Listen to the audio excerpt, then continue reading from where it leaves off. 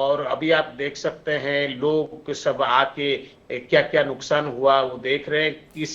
कुछ जगह पे जल भराव हुआ है, हम्म। पेड़ पौधे जरूर टूटे हैं, लेकिन जो बहुत बड़े आशुतोष, क्षति।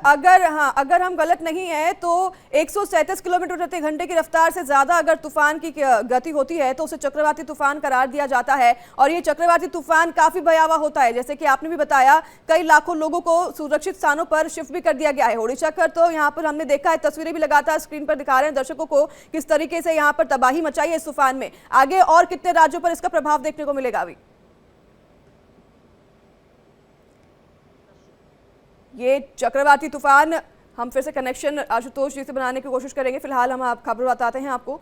ये चक्रवाती तूफान की आप तस्वीरें अपनी स्क्रीन पर देख रहे हैं। ओडिशा के तट से ये रात को करीब 12 बजे से 1:30 बजे के करीब में ये ओडिशा के तट पर टकराया है और इसके बाद से यहाँ पर काफ़ी तबाही देखने को मिली है। तस्वीर लगातार स्क्रीन पर आप देख रहे हैं। दाना तूफान ओडिशा के तट पर टकराया और उससे पहले आपको बता दें कि सरकार ने तकरीबन 10 लाख लोगों को सुरक्षित स्थानों पर शिफ्ट कर दिया था।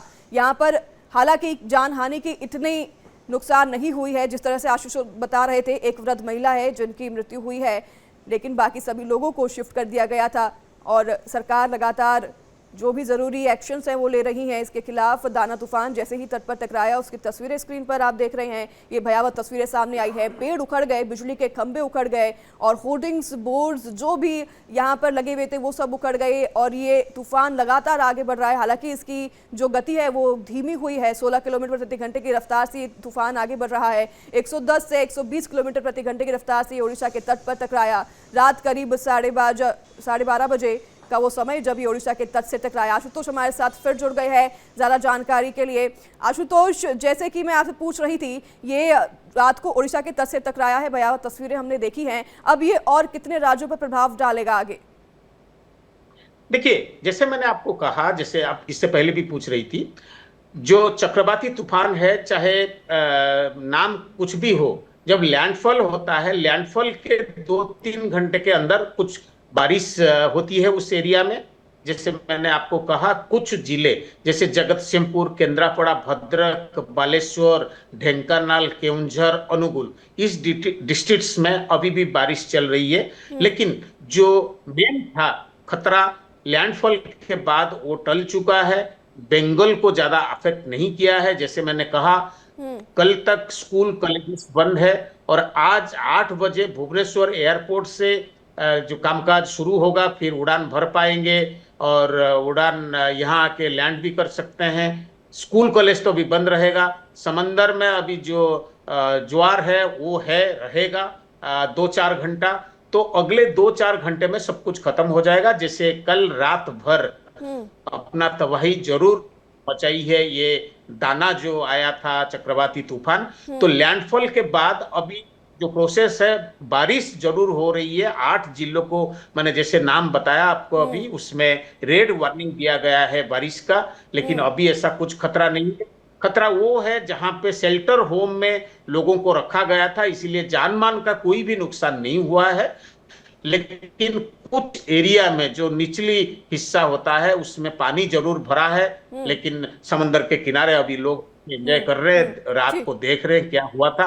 जैसे आपने पूछा, इससे पहले ये सीवियर साइक्लोन था। उड़ीसा अक्टूबर 29, 1999 में सुपर साइक्लोन देखा है जो इससे 4 गुना और खतरनाक था। इसलिए उड़ीसा और आशुतोष, एक चक्रवाती आसना तूफान भी आया था अभी हाल फिलहाल में ही, जो भी काफी भयावह था, और अभी इसी साल में ये दूसरा तूफान है। आपके पास फिर से लौटूंगे, इसी बीच एक बड़ी खबर सामने आ रही है।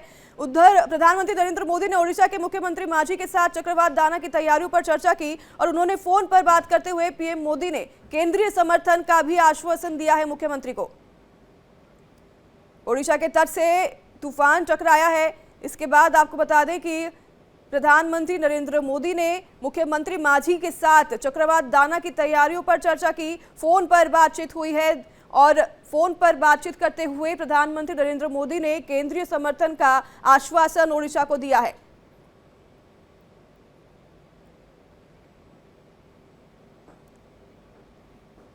प्रधानमंत्री नरेंद्र मोदी ने ओडिशा के मुख्यमंत्री मांझी के साथ चक्रवात दाना की तैयारियों पर चर्चा की है। आशुतोष हमारे साथ लगातार बने हुए हैं। आशुतोष, आपका रुख करते हैं। सरकार की बात करें तो क्या प्रिवेंटिव मेजर्स अब आगे भी सरकार लेने को दिखाई दे, क्योंकि पहले तो बहुत अच्छा काम किया है सरकार ने, सभी लोगों को सुरक्षित जगह पर तो पहुंचा दिया। अब जब तूफान टकरा गया, तबाही हुई है, इसके बाद भी क्या प्रिवेंटिव मेजर्स सरकार की तरफ से लिए जाएंगे? क्योंकि केंद्र सरकार ने भी, अब हमने बताया दर्शकों को, कि पूरे आश्वासन दी है कि मदद की जाएगी केंद्र की तरफ से।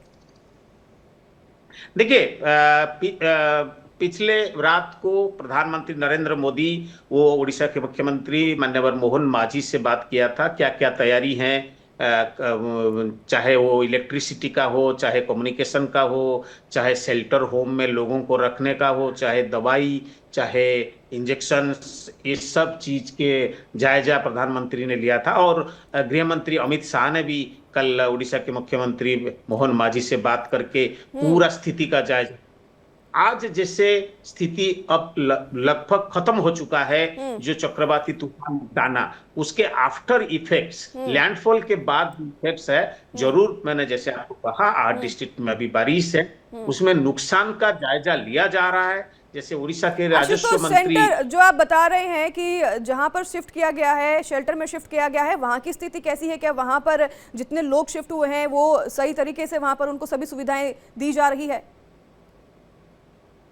देखिए, कैन यू इमेजिन, हम लोग के पास उड़ीसा में जब नवीन पटनायक के सरकार था पिछले 25 साल में, एक्टिव शेल्टर होम्स कम से कम 10,000 से ज्यादा शेल्टर होम, जहां पे एक साथ अगर जरूरत पड़े 30 लाख से ज्यादा लोगों को रखा जा सकता है। पिछले 3 दिनों से जब तूफान दाना की बात चल रही थी और उसके जब बात पता चला कि उसके रात को लैंडफॉल करेगी, तो 3 दिन से कम 6 लाख लोगों को शेल्टर होम में लिया गया है। उनके वहां पे खाना पीना के दवाई तक दिया जा रहा है। और जो उड़ीसा के रेवेन्यू मिनिस्टर सुरेश पुजारी, वो भुवनेश्वर में एक कंट्रोल रूम में दिन रात वो वहां पे कंट्रोल रूम से नजर रखे हुए हैं। सुबह तबाही के बाद, जैसे मैंने कहा, कुछ एरिया में पानी भरा हुआ है, कुछ एरिया में जो एस्बेस्टस घर था उन छत उड़ गया है।